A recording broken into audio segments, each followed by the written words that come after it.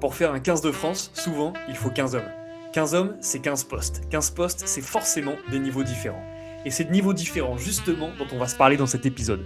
Où sont les faiblesses du 15 de France? À quel poste les Irlandais vont mettre les bouchées doubles pour nous faire mal?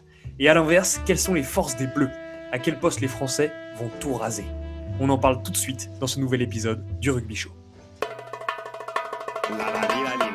Rugby Show, ça va te donner très chaud. Rugby Show, ça s'écoute entre poteaux. Rugby Show, en métro ou au boulot. Rugby Show, des débats et des pronos. Rugby Show, bienvenue au Rugby Show. Merci tout d'abord à tous ceux qui nous rejoignent. Vous êtes de plus en plus nombreux à vous abonner à la chaîne et ça nous fait super plaisir de vous accueillir. Vous êtes habitués, vous êtes sur la chaîne la plus chaude du rugby français, ou en tout cas qui tend à l'être, vous allez le voir. On est très content de vous retrouver aujourd'hui. Vous voyez les sourires sur les visages des chroniqueurs qui s'affichent de manière disparate sur votre écran ou alors dans vos oreilles si vous êtes sur les plateformes de streaming. Et on vous a concocté aujourd'hui un petit concept très sympa. Avec un petit écran que vous voyez qui s'affiche sous vos yeux, on vous propose tout simplement de classer les joueurs de monstrueux, les postes en fait du 15 de France, de monstrueux à poil. Monstrueux étant évidemment ça fait peur à l'adversaire et à poil signifiant ça fait peur à la France, c'est-à-dire qu'on manque de gars. Les gars, je vous sens excités par ce nouveau concept. Oh, je suis chaud, gros, je vais enlever mon pull. Ouais, moi aussi, je suis bouillant. J'ai trop chaud aussi. J'enlève mon pull. Pas le droit de jouer avec un pull dans le Rugby Show. Ouais, interdit d'enregistrer avec un pull quand on est Sinon, c'est au froid. Hein. Le concept donc assez simple, messieurs. L'ensemble des postes du 15 de France vont s'afficher sous vos yeux ou dans vos oreilles. Et on va ensemble débattre et placer donc sur l'échelle de la température. Est-ce que ce poste fait peur ou est-ce que ce poste nous fait peur? On va commencer, si vous êtes d'accord, tout de suite avec le poste de talonneur. Et vous voyez les trois joueurs de la liste de Galtier qui s'affichent sous vos yeux. Où est-ce que vous classez ces joueurs, les gars? On a de la profondeur d'effectif au talon. Ouais. Je suis pas sûr qu'on ait besoin d'en débattre tellement. Je sais pas si la paire de talonneurs, là il y a Julien Marchand, Peato Movaca, Maxime Lamotte. Autant dire que Lamotte, il risque de pas avoir beaucoup de minutes pendant le tournoi. Tellement Julien et Peato, ça fait peur. Ça fait peur. Ouais. Et pas à la France. Ça fait partie des meilleures doublettes au monde. Après, moi, encore une fois, je me disais, est-ce que c'est la meilleure doublette destination ou est-ce que Sheenan et Keller, qui sont un peu la doublette de l'Irlande et qui jouent aussi ensemble un peu au Leinster, c'est un petit peu, je trouve, vraiment du même niveau. Est-ce que c'est vraiment eux qui sont au-dessus ou nous qui sommes au-dessus voilà. Pour moi, c'est ce qui fait que ce match d'ouverture France-Irlande va être monstrueux, c'est que c'est deux doublettes monstrueuses qui vont s'affronter. Donc c'est pour moi, c'est du même niveau et c'est des niveaux impressionnants. Allez, Clément, je t'ai entendu prononcer le mot monstrueux beaucoup trop de fois pour qu'on le mette pas en monstrueux. Allez hop, les talonneurs sont monstrueux. Monstrueux, fait peur à l'adversaire, surtout celui qui va finir, parce que quand on a un qui a joué 40, 50, 60 minutes et que l'autre rentre, voilà, c'est... Thomas, tu as des piliers gauches qui sont dans la salle d'attente et qui attendent d'être classés. Les piliers gauches, absolument, les piliers gauches de la liste des 42. Fabien qui a choisi de prendre 4 gauchers dans cette liste, pourtant sur une feuille de 23 joueurs. Généralement, il n'y en a pas plus que 2. Ça va être du coup JB Gros, Rodrigue Netti, Cyril Bay, grand retour de Sissou, et Dani Priso. Ces quatre piliers gauche, on n'est quand même pas sur le niveau des talonneurs en pilier gauche. En termes d'assurance, c'est pas non plus dégueu. Ouais, moi j'irais sur du solide, parce que du solide, de Toulousain, de Toulonnais, c'est quand même des piliers avec maintenant de l'expérience. C'est pas 3 sélections et puis on s'en va. On voit que Gros, Bail vont certainement débuter. C'est quand même pas mal. Et puis même derrière Netti Priso, c'est intéressant. Netti, c'est souvent le capitaine à Toulouse.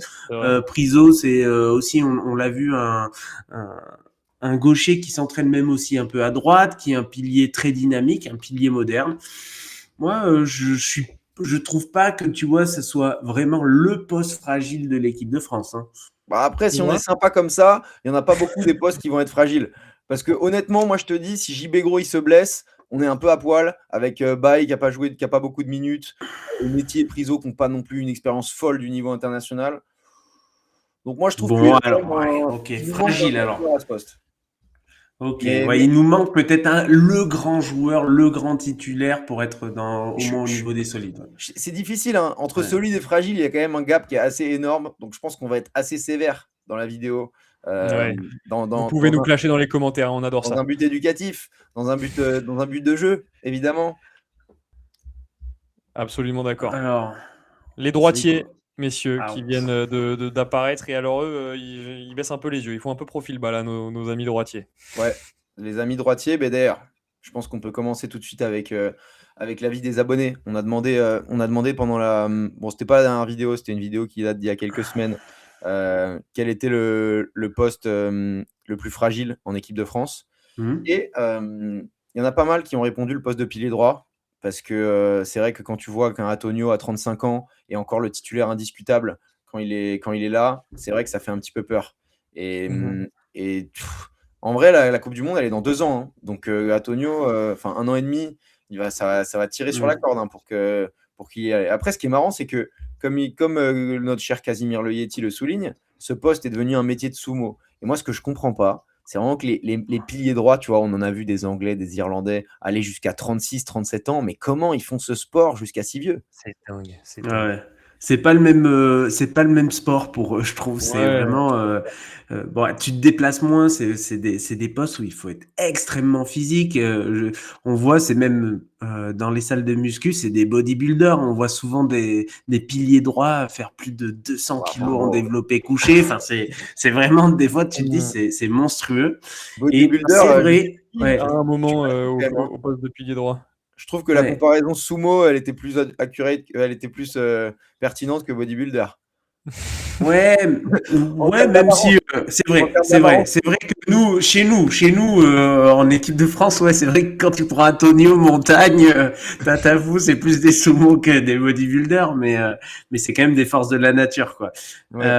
Après, c'est vrai que on n'est pas, je trouve, au niveau des Anglais, des Irlandais, même des Écossais sur ce poste-là. Donc pour moi, c'est presque un poste où on pourrait être à poil parce On est à poil. que Ah ouais.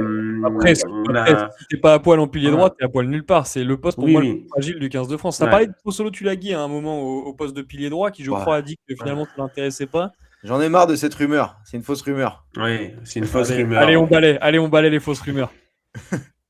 On Merci balaye les Clément. fausses rumeurs. Balèze, Ok, s'il te c'est plaît. classé, messieurs. Donc les piliers droits qui sont à poil, et ça fait un peu peur en effet, probablement là où ils vont appuyer hein, nos amis irlandais, Ouais. anglais et autres amis pendant le tournoi, notamment en mêlée. Les deuxièmes lignes, les gars, qui viennent d'apparaître en liste d'attente. Ouais. Thomas, si tu peux nous les énumérer, Bien s'il sûr, te bien plaît. sûr.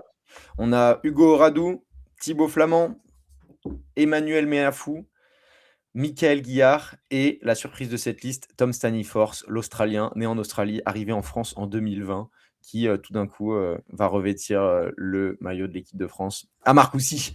À savoir que Flamand est forfait pour le match contre l'Irlande et il a été remplacé par Brennan, un collègue du Stade Toulousain. Donc Brennan, en vrai, c'est du solide, même si aujourd'hui, Flamand, c'est quand même notre meilleure deuxième ligne. Donc il va clairement nous manquer. On est quand même pas mal en deuxième ligne. Hein. Franchement, quand je vois ces mecs-là, moi, je suis très rassuré. Moi aussi, je suis très. T'as du monde, t'as de la profondeur, t'es à peu près serein du niveau de chacun. Ils sont tous en forme. Je sais pas. Moi, je suis Ouais, content de la ouais. place de France. Je suis d'accord. Moi, je dis, on est solide. On a notamment au poste de numéro 5 où parfois on a pu manquer de densité. Et maintenant, quand tu vois des Meafou, maintenant Staniforth ou des Guyard, voilà, c'est des joueurs très solides qui tiennent vraiment bien l'axe droit de la mêlée. Sur des phases de conquête, c'est vraiment intéressant de les avoir. Et après, on a des joueurs joueurs beaucoup plus athlétiques, beaucoup plus aériens, avec des Oradou, des Flamands qui peuvent même parfois dépanner sur un poste de troisième ligne L. Ça peut arriver. Donc, je trouve qu'on est vraiment solide et c'est très très intéressant. Et Brennan, pour moi, il remplace Flamand, mais quand je vois le match qu'il a encore sorti contre Pau hier, bah, moi je l'ai trouvé juste gigantesque. Honnêtement, je trouve que personne remplace Flamand et que Oradou qui commence contre l'Irlande, ça me rassure pas tellement. Et honnêtement, Non, ouais. je suis pas non plus. Là, ce qui est bien, c'est qu'on parle de l'équipe type, mais aussi de la profondeur d'effectifs. On est quand même derrière Flamand, on descend quand même d'un niveau. En 5, on est bien, tu vois. En 5, on a du Meafou, du Guillard, le Staniforce derrière. On est bien, Et honnêtement. tu penses c'est Oradou qui va débuter contre l'Irlande, ou est-ce qu'il va faire peut-être un Brennan Meafou parce qu'ils se connaissent déjà un peu en club, je sais pas. Je vous propose que cette question soit le sujet d'une autre vidéo, Victor. Ok. J'ai l'impression que tu es en train de te brûler les ailes alors que nos auditeurs ont très envie d'avoir une prochaine vidéo sur le 15 qui sera mis devant l'Irlande. Est-ce qu'il manque des joueurs à ce poste, messieurs? Moi, c'est surtout ça la question que j'ai envie de vous poser. Est-ce que vous auriez mis d'autres gars dans cette deuxième ligne? Bah, il manque Flamand, puisque Flamand va pas être là, ce qui fait qu'on est moins rassuré que s'il était là. On avait l'habitude de voir Tao, mais est-ce qu'il manque vraiment maintenant? Je sais pas. Grand Tao, moi, il me manque pas. Non. Tu dirais en face? Ouais. Je pense pas. En face, je lui dis pas. Ouais, en face, je lui dis pas. En face, il manque tellement fort. En face, je lui demande une photo. Très bien, merci les gars. Des flanqueurs maintenant qui viennent d'apparaître sur votre écran en bas à droite si vous êtes sur YouTube, sinon dans vos oreilles si vous êtes sur Spotify. Et là, il y en a une palanquée, mon cher Thomas. J'aimerais pas avoir les flanqueurs dans mes oreilles actuellement, vu leur tête et vu à quel point ils font peur. Parce que là, il y en a quelques-uns. Comme tu as dit, brochette de flanqueurs, François Cros, Paul Boudéan, Alexandre Fischer, Charles Olivon, Oscar Gégou, Lenny Nouchi, Cameron Woki. Ça, c'est une brochette monstrueuse. Je te l'annonce tout de suite. Ça fait peur à l'adversaire, ça fait peur à tout le monde. On a une profondeur à ce poste-là, c'est n'importe quoi. Sachant qu'il y en a d'autres. Hein. Il y en a d'autres qui sont aujourd'hui placés en numéro 8, qui peuvent aussi jouer flanqueur. Honnêtement, si c'est pas le poste où on a le plus de monde en équipe de France. Ouais, et que c'est des joueurs polyvalents. Hein. Boudéan, Gégou, c'est des mecs à tout moment, tu les vois rentrer au centre s'il y en a un qui se pète face à l'Irlande. Ça, c'est quand même assez dingue le profil qui se dégage à ce poste-là en France. Ouais. Profondeur de fou. Et quand je vois des joueurs comme Nouchi, qui est excellent et qui va quand même peut-être pas jouer, vu ce qu'il y a devant lui, je me dis, là, ça montre quand même quand tu as des joueurs de ce niveau-là qui sont pas sur les feuilles de match qu'on n'a aucun souci à se faire pendant le tournoi à ce poste-là. Et au-delà en plus de on va dire de la profondeur, je trouve maintenant on a des joueurs comme Gégou, Fischer qui amènent c'est des types de flanqueurs un petit peu différents, qui sont plutôt des profils plaqueurs-gratteurs que des profils aériens. Et quand on regarde les dernières années, on pouvait avoir un Gros qui était un peu quand même plaqueur, ok, un peu gratteur aussi, mais pas au point comme va l'être Fischer sur ces zones-là. Mais des fois, on alignait un Jelonche, Olivon, Aldrit, c'était plutôt des grands gabarits aériens, mais on n'avait pas vraiment ce type de profil qu'on peut retrouver des fois chez certaines nations, et ça vient vraiment faire qu'on a une profondeur exceptionnelle, et donc pour moi c'est monstrueux. Là, c'est vraiment un poste très peu de nations ont l'équivalent. Si Jelonche et Kroos, tu me dis que c'est pas des plaqueurs gratteurs, je sais pas ce qu'ils sont, hein, parce que c'est des sécateurs, les mecs. Non, c'est des plaqueurs, mais c'est des joueurs, on va dire, un peu plus aériens, un peu moins, par exemple, sur les phases de ruck, qui vont être à batailler, à mettre les mains partout, parce que c'est des plus petits profils. Même un Gégou, c'est un très très bon gratteur, et c'est souvent des joueurs qui vont récupérer 2-3 ballons dans un match.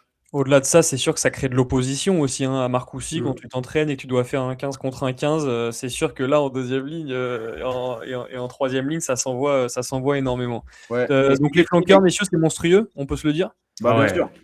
Ce que Galtier l'expliquait, je trouvais intéressant, c'est qu'il y a 28 joueurs qui vont être dans le groupe pour préparer l'Irlande sérieusement, et 14 joueurs qui vont être plutôt sparring partner à Marcoussis. Et que c'était potentiellement aujourd'hui plus intéressant de voir des jeunes profils qui émergent en équipe de France faire les sparring partners plutôt que de mettre des Ficou, des Aldrit ou des Penaud qui, eux, sont pas dans la liste. Et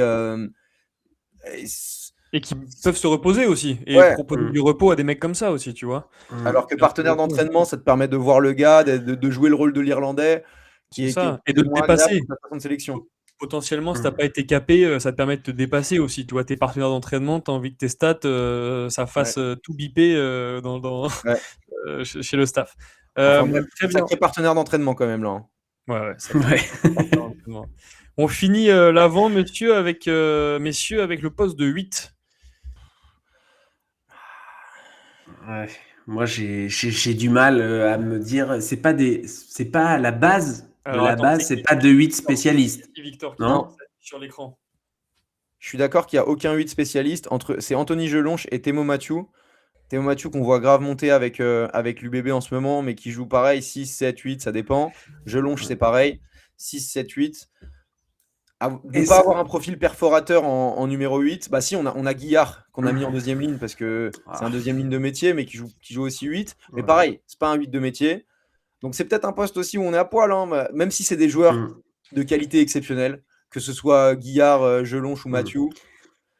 On va dire avec un Aldrit un peu derrière qui manque quand même parce que c'est un papa du groupe, je trouve.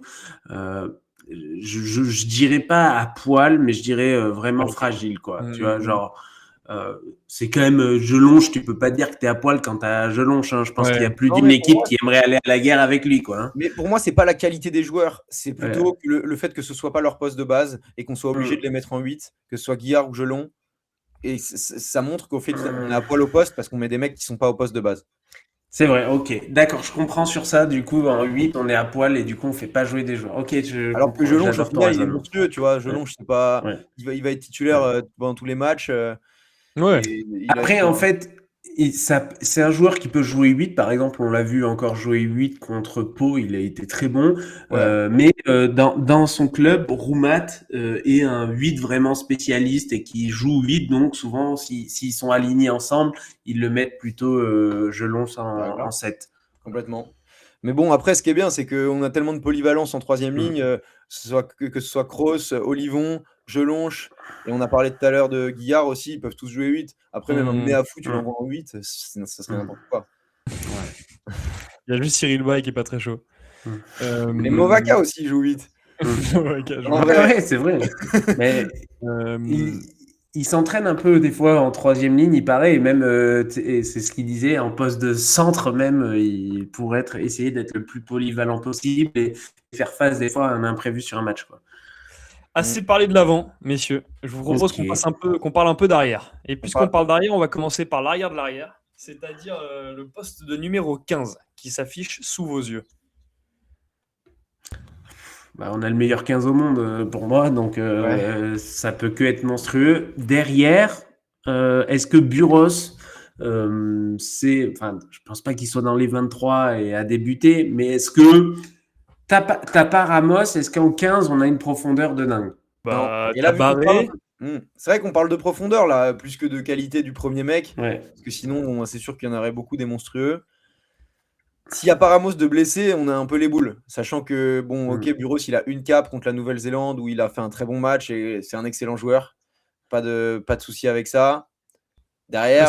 Ramos se pète, c'est sûr qu'en 15, Ramos se pète, des bons joueurs, mais c'est pas monstrueux. Ça fait chier. Ouais. Si Ramos se pète. Donc c'est solide. Moi, j'irais dans le solide et à la limite d'être du monstrueux, mais du solide et juste du simple fait que derrière un Buros, un Barré, un Jaminet, si jamais il revient, c'est pas mal, mais pour moi, c'est pas le top niveau international.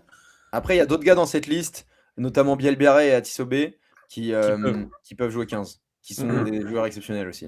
Absolument. Donc honnêtement, arrière, on n'est pas loin d'être monstrueux. Hein. On est sévère de les mettre en solide. Mais moi, ça me va d'être sévère. Je le mets sur la ligne noire. Il pourrait passer monstrueux, c'est du pile ou face.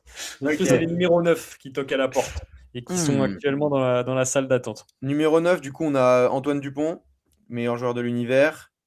Thibaut Daubagna, qui a quelques sélections, 31 ans. Première sélection cet été contre la Nouvelle-Zélande, palois.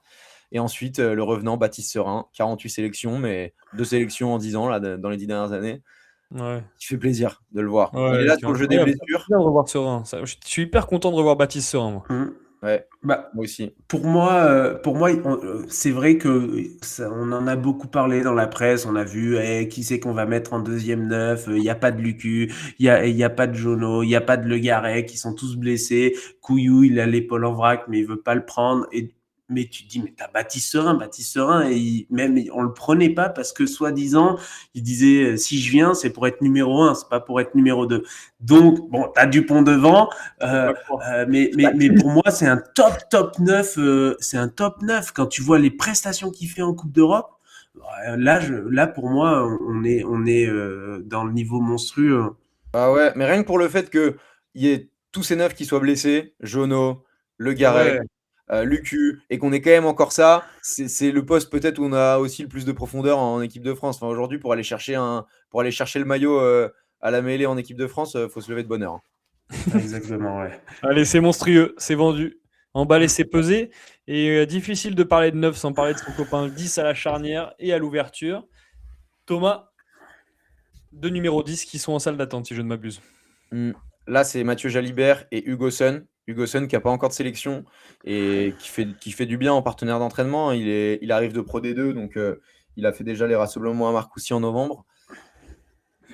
Quand tu vois juste ces deux mecs-là, tu te dis que c'est fragile parce que derrière Jalibert, il n'y a personne. Est-ce que Sun, c'est un peu personne? Mais bon, Ramos, pareil. Ramos, il joue, c'est le deuxième, troisième ou premier 10, ça dépend en fonction des affinités. Ntamak qui est pas très loin derrière, donc difficile à classer ce poste d'ouverture parce que Jalibert il est clairement monstrueux et derrière manque de concurrence. S'il y avait Ntamak pas blessé, et une doublette, voilà.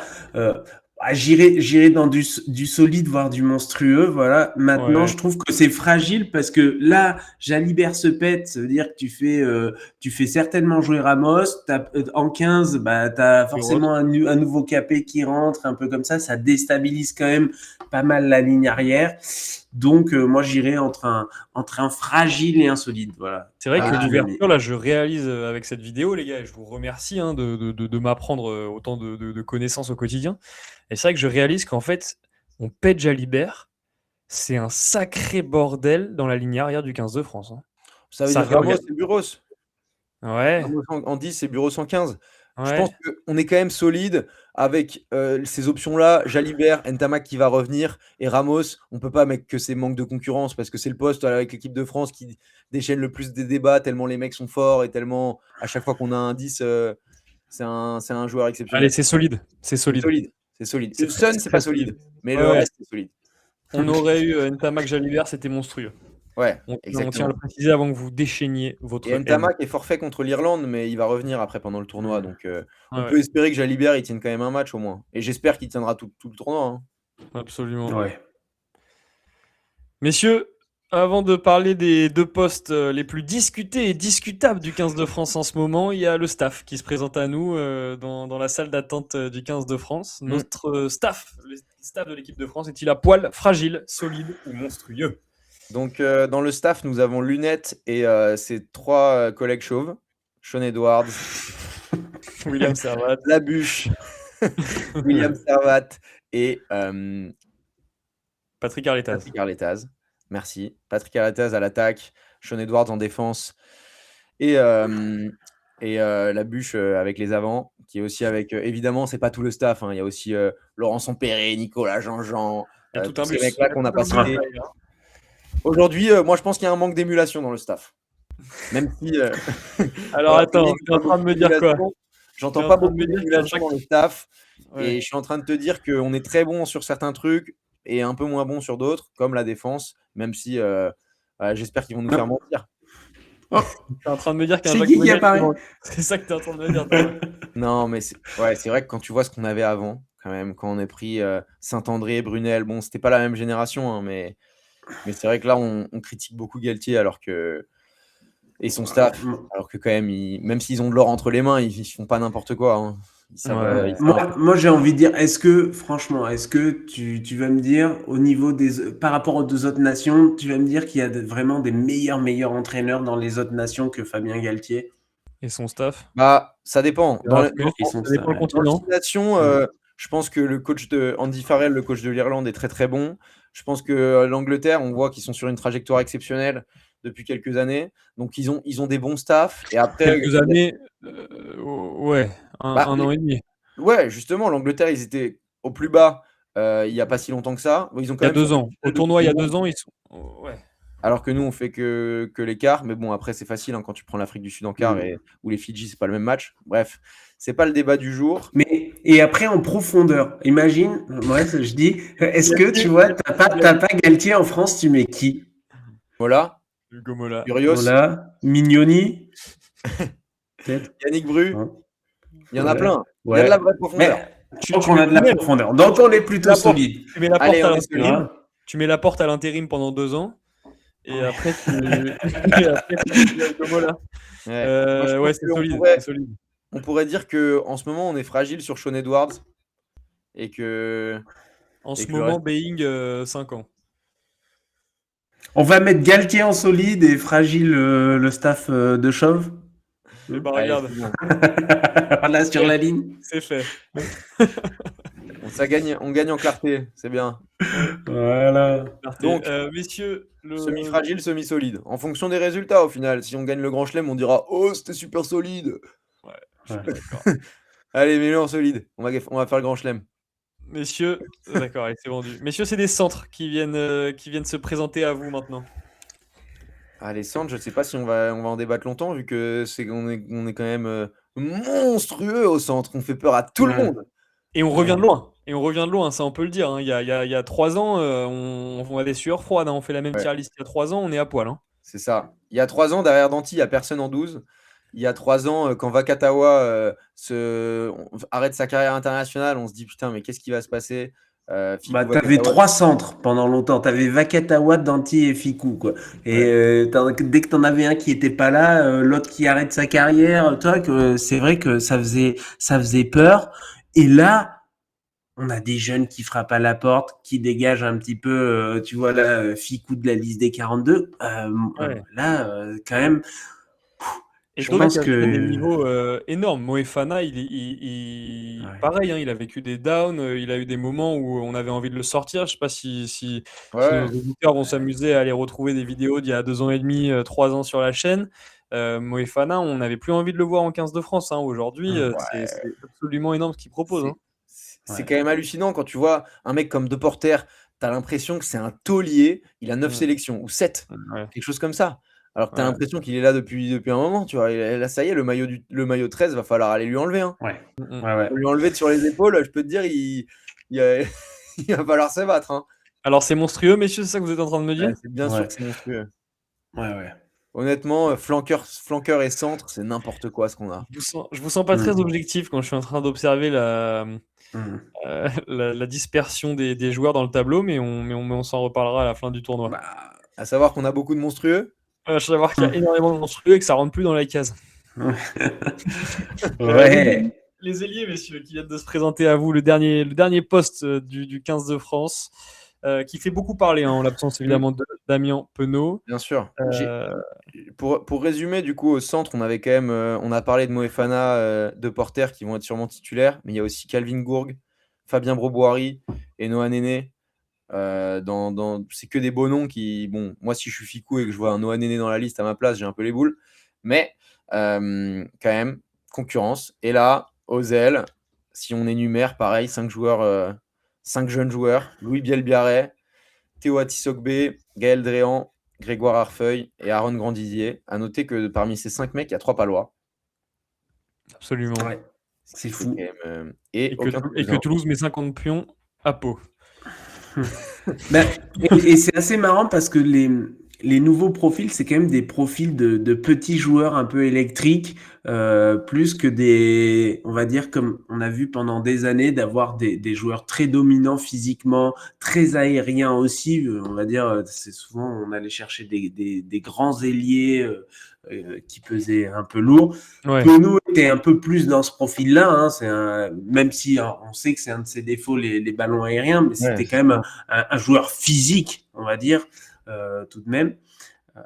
Quand on voit que Penaud n'est pas sélectionné et le talent qu'il y a aussi chez ces Palois, chez Dréan, le Toulonnais, ou chez Louis Bip Bip, qui a quand même le record d'essai maintenant sur un seul 6 nations, c'est costaud, hein, c'est Bah, solide. Hein. ça vous fait quoi d'ailleurs de ne pas voir Ficou et Penaud dans la liste? On vous avait posé la question, je crois, dans la vidéo de la semaine dernière, et vous nous aviez répondu. Ficou et Penaud pas dans la liste, ça a agité la France pendant ces derniers jours. Hein. Et c'est pour ça qu'on vous a posé la question. Bon, il y avait Aldrit aussi, évidemment. Il y a deux Pour, écoles. euh, Il y a deux écoles dans les pour réponses. Tom Raflin, 33-48, c'est un tremblement de terre. C'est deux grands joueurs du 15 de France. Évidemment, je pense que à peu près la moitié de la France pensait comme toi, Tom, pendant que l'autre moitié pensait comme Alain Brochet, 56-10, qui dit très bien, ces mecs sont rincés. Donc voilà. Comme je l'ai dit Des précédemment. divergences, hein, je peux te Il dire. l'avait dit. Alain, il l'avait dit, je peux vous le dire. Alain, il l'avait vu. Donc, ouais, c'est sûr qu'il y a deux écoles. Hein. Il y a ceux qui sont pour la jeunesse qui pousse et il y a ceux qui sont pour les tauliers qui doivent rester. C'est intéressant d'ailleurs, l'interview de Galtier a des réponses là-dessus. Hein. Il dit qu'il est du côté des hommes qui. Personne n'est indétrônable en fait au 15 de France et avec toute cette émulation. On parlait d'émulation et lui aussi dit ces termes, hein, avec toute l'émulation qu'il y a chez les jeunes et à tous ces postes, évidemment que personne n'est indétrônable. Absolument. Ça fait que. Est-ce que ces ailiers, on dirait qu'ils sont monstrueux? Est-ce qu'on dirait qu'ils font peur à l'adversaire? Il y en a au moins un, Louis, qui fait peur à tous les adversaires. Les autres, peut-être par leur manque d'expérience, sont moins monstrueux. Ouais, un Tissot-B, je sais pas, moi je la mettrais. Enfin, ce qui est sûr, c'est qu'on peut pas mettre fragile parce qu'il n'y a pas de manque de concu. Donc c'est Non, solide, quoi. C'est solide. La c'est France au est moins rassurée. solide. Je trouverais que ça serait sévère de mettre seulement solide, mais monstrueux, c'est quand même, vu On a, le niveau d'expérience ouais. internationale.